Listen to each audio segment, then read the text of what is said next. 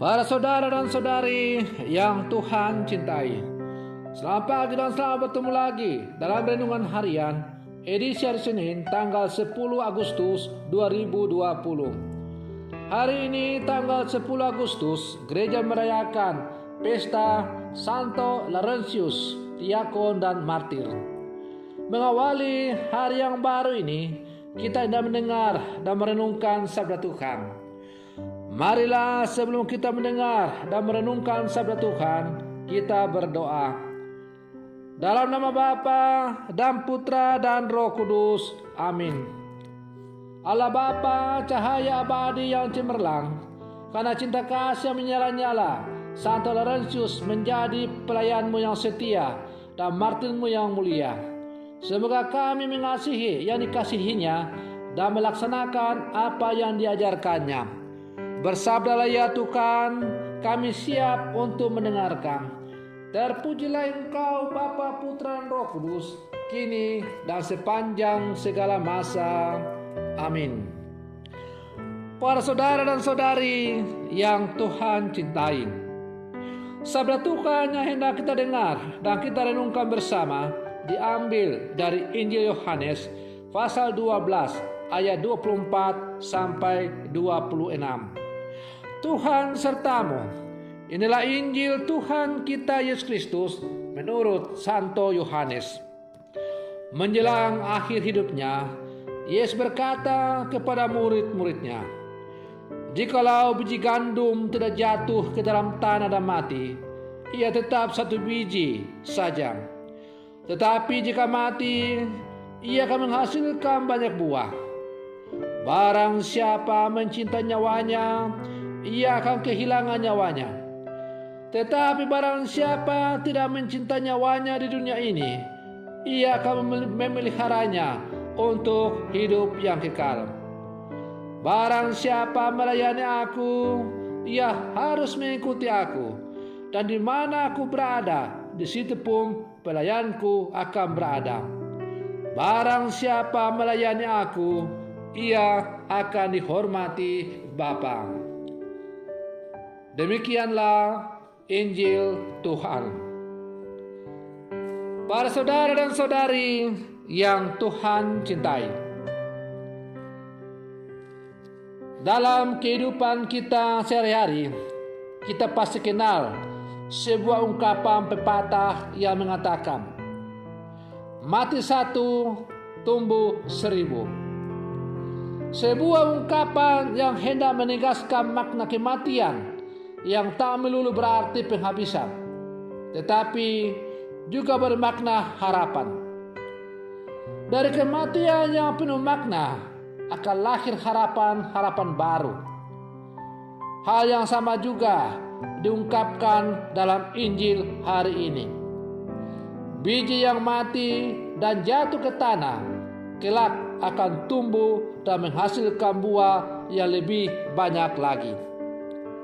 Para saudara dan saudari yang Tuhan cintai, pada hari ini Gereja Universal merayakan pesta Santo Laurentius, seorang diakon dan martir. Ia mati demi mempertahankan imannya akan Yesus Kristus. Dengan kesaksian dan kematiannya itu, iman akan Kristus tak lekas dimusnahkan.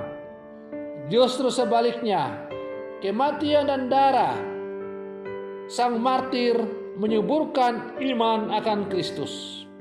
Santo Laurentius sudah meninggal, namun ia tak pernah mati.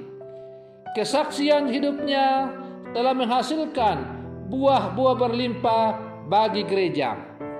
Karena itu, ada ungkapan pepatah yang sangat terkenal dalam gereja Katolik.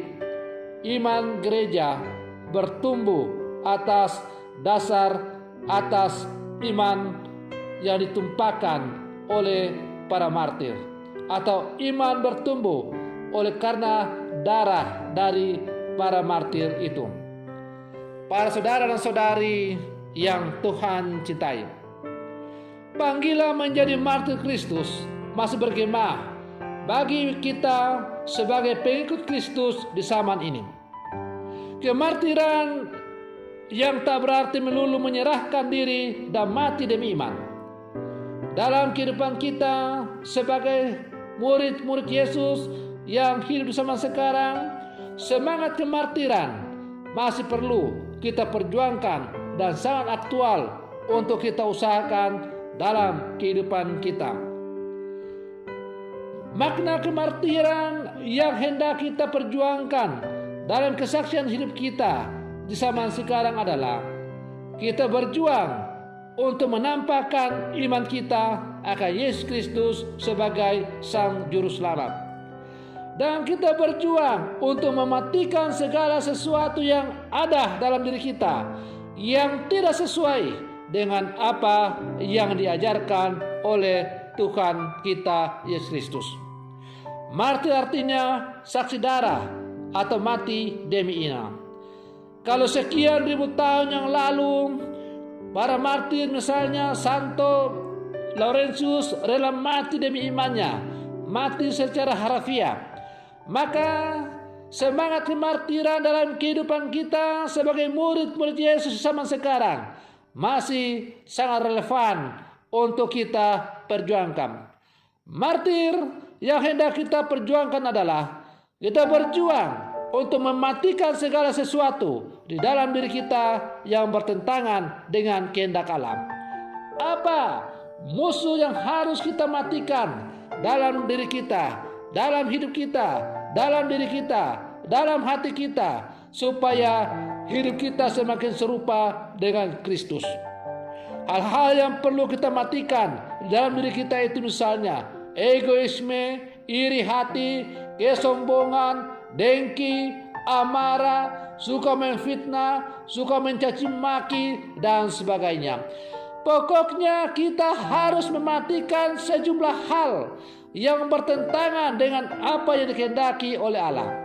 Maka sikap kemartiran untuk zaman sekarang adalah rela untuk mengorbankan segala-galanya demi hanya untuk mengikuti apa yang diajarkan oleh Tuhan, termasuk di dalamnya menolak segala sesuatu yang ditawarkan oleh dunia demi iman kita kepada Yesus Kristus itu. Bila mana di dalam keluarga Katolik selalu ada damai, ada tutur kata yang saling menguatkan satu sama lain, ada cinta kasih, saling sapa, saling ramah satu sama lain, maka berarti keluarga itu telah berjuang untuk menghayati semangat kemartiran, karena berjuang untuk mematikan segala sesuatu yang bertentangan dengan kehendak Allah. Para saudara dan saudari yang Tuhan cintai, sebagai murid-murid Yesus yang hidup zaman sekarang, mari kita berjuang untuk menghidupi semangat kemartiran dalam kehidupan kita, supaya kita pun layak untuk disebut sebagai martir-martir zaman sekarang, sebagaimana martir-martir yang telah menumbuh kembangkan iman gereja. Dan pada akhirnya pun kita memperoleh mahkota yang sama, yaitu mahkota hidup kekal bersama dengan Tuhan di dalam rumahnya yang kudus. Semoga demikian. Selamat pagi. Tuhan Yesus memberkati.